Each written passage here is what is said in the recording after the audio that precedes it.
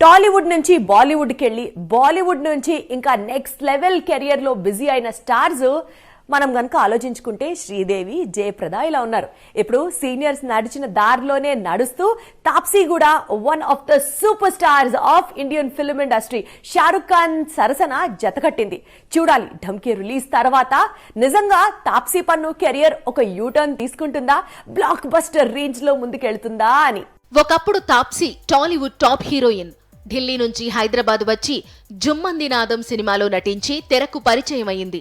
అదే స్పీడ్లో ప్రభాస్తో mister perfect లో జోడీ కట్టింది. సీన్ కట్ చేస్తే 2015లో బేబీ అనే చిన్న సినిమాతో బాలీవుడ్ కు డెబ్యూట్ ఇచ్చింది తాప్సీ. ఇప్పుడు 8 ఏళ్ల తరువాత ఏకంగా బాలీవుడ్ నంబర్ 1 హీరో షారుఖ్ తో కలిసి ఆడి పాడుతోంది. నిజానికి బాలీవుడ్ వెళ్లిన తరువాత తాప్సీ కంప్లీట్ గా మారిపోయింది. టాలెంటెడ్ యాక్ట్రెస్ గా గుర్తింపు తెచ్చుకుంది. పింక్, ముల్క్, బద్లా, తప్పడ్ లాంటి సినిమాలు తాప్సీకి ఎంతో పేరు తెచ్చిపెట్టాయి.